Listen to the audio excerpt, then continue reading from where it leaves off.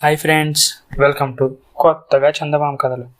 ఈరోజు మనం కురుందేవి అనే కథ చెప్పుకుందాం. అనగనగనగా ఆరావళి పర్వతాల్లో ఆండ్వా అనే ఒక అడవి ఉండేది. ఆ అడవిలో ఒక పల్లె. ఆ పల్లెకి సమీపంలో ఒక జొన్న చేను. ఆ చేలో మంచె పైన కూర్చుని ఉన్న ఒక 18 ఏళ్ల బాలాకుమారి పిట్టలను తోలుతూ ఉంది. కేకలు వేసుకుంటూ పరిగెత్తుకు వస్తున్న మనుషుల కోలాహలం వినిపించింది. ఏమిటి చెప్పమా అనుకుంటూ ఆమె ఆ మంచెపై నిలబడి చూసింది. చూస్తూ ఉండగానే పెద్ద అడవి పంది ఒకటి ప్రాణభీతితో పరిగెత్తి వచ్చి గుబురుగా ఉన్న ఆ జొన్న చేనులో దూరి దాక్కుంది. దాన్ని తరుముకుంటూ వచ్చిన వాళ్ళు, వారిని వెంటబెట్టుకుంటూ వచ్చిన రాకుమారుడు చేను దాకా వచ్చి ఆగి పందిని బయటికి రప్పించడం ఎలా అని ఆలోచనలో పడ్డారు. అప్పుడు మంచె పైనున్న ఆ బాలాకుమారి, పంది కోసమా మీరు చూస్తున్నారు అని అడిగింది. అవును అని జవాబిచ్చారు వాళ్ళు.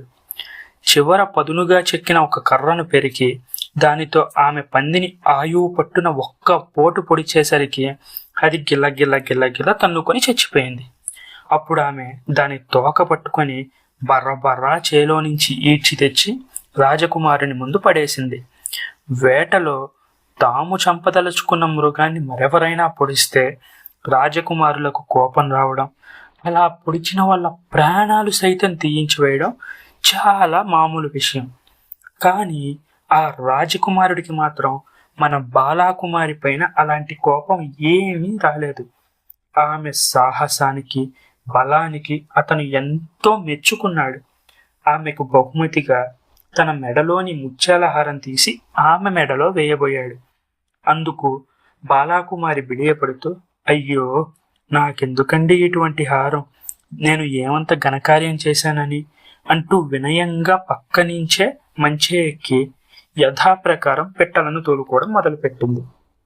రాజకుమారుడు పరివారం మృగాన్ని చంపలేక దాన్ని తరుముకు రావడంలో అలసిపోయారు. సమీపంలో ఒక సెలయేటి ఒడ్డున విశ్రమిద్దామని కూర్చున్నారు. కూర్చుని ఉండగా ఒక మట్టి ఉండ రివ్వున వచ్చి రాజపుత్రుడి గుర్రం కాలికి తగిలింది. ఎవరబ్బా ఈ పని చేసింది అని వాళ్ళు నలుదిక్కులా చూడగా వడిసెలతో రాళ్లు రువ్వి పిట్టలను తోలుతూ ఉన్న పిల్ల కనిపించింది. అప్పుడు ఆ పరివారంలో ఒకడు పరిగెత్తికెళ్లి పిల్లతో, అమ్మాయి, నువ్వు ఎంత పెద్ద అపరాధం చేశావో తెలుసా? ఎవరున్నారో చూసుకోకుండా ఇలా రాళ్లు రువ్వవచ్చా అని అడిగాడు. ఆమె వెంటనే మంచెదిగి జొన్న కంకులు కొన్ని పట్టుకు వచ్చి రాజకుమారుడి ముందు పెట్టి, రాజకుమార, నా తప్పును మన్నించండి, దయచేసి ఈ కంకులు ఆరగించండి అంది. రాజకుమారుడు ఏమాత్రం కోపం పడకుండా, పర్వాలేదులే అంటూ ఆమెను పంపించి వేశాడు.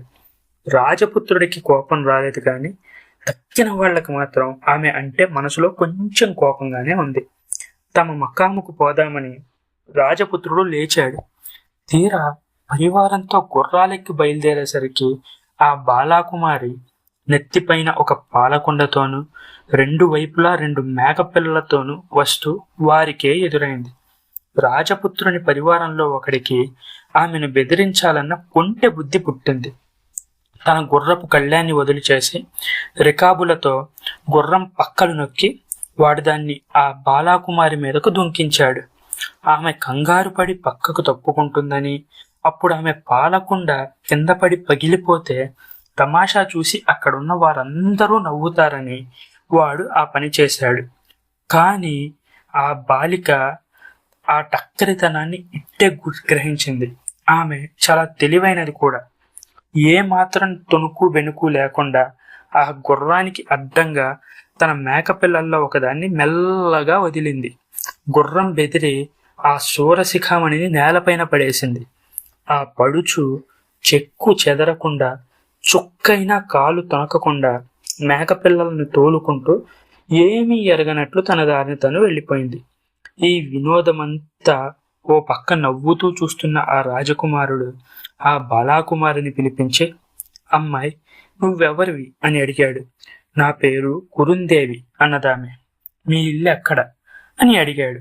అదిగో ఆ కనపడే పల్లెలోనే మా ఇల్లు అని చెప్పిందామె.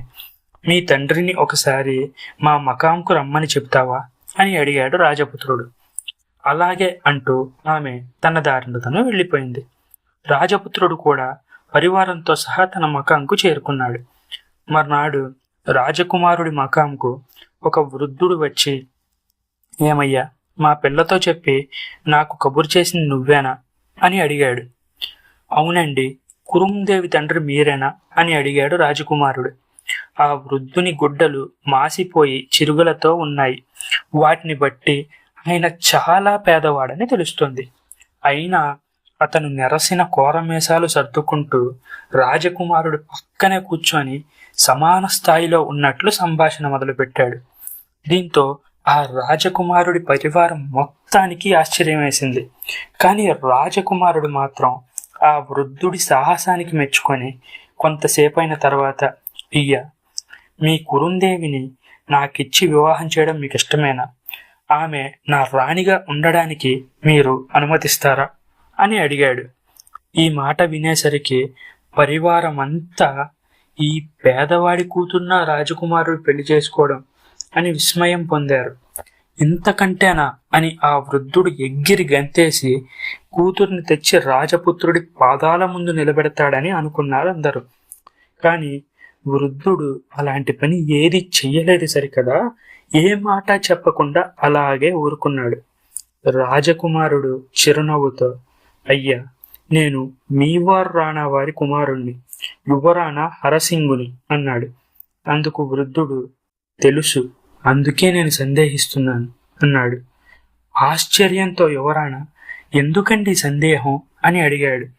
ఈ ప్రశ్నకు వృద్ధుడు, మాకు గల ధనమల్లా శౌర్యం, పౌరుషం, ఇంతకు మించి మా దగ్గర ఒక్క రూపాయి కూడా లేదు. మేము వెనకేసింది కూడా ఏమీ లేదు అన్నాడు. నేను కోరింది ఆమెలోని శౌర్యాన్ని చూసే. శౌర్యాన్ని మించిన ధనం ఏముంది అన్నాడు యువరాణ. అలా అయితే నాకు ఎలాంటి అభ్యంతరం లేదు. పిల్ల ఇష్టం తెలుసుకొని నేను మీకు త్వరలోనే కబురు చేస్తాను అంటూ ఆ వృద్ధుడు లేచి వెళ్ళాడు.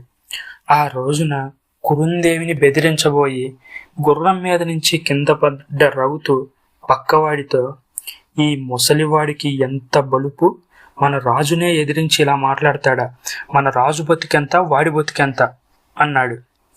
పక్కవాడు మెల్లిగా మాట్లాడు, యువరాజుకు నిలబడిందంటే మన ప్రాణాలు నిలబడవు. ఆయన రాణా వారితో వియ్యమందబోతున్నాడు. ఏమనుకున్నావు? నువ్వు వారి గురించి మాట్లాడేటప్పుడు ఇకపై జాగ్రత్తగా మాట్లాడు అని మందలించాడు. వాడన్నట్టే కురుందేవికి హరసింగ్కి ఎంతో వైభవంగా వివాహం జరిగింది. ఆ దంపతులకు పుట్టినవాడే శత్రు భయంకరుడని అందరి చేత పొగిడించుకున్న రాణా అమర్ సింగ్. ఈ కథ మీకు నచ్చినట్లయితే దీన్ని లైక్ చేయండి, మీ ఫ్రెండ్స్ అందరికీ షేర్ చేయండి. అలాగే మన ఛానల్ని సబ్స్క్రైబ్ చేసుకోవడం మాత్రం అస్సలు మర్చిపోకండి. Thank you friends.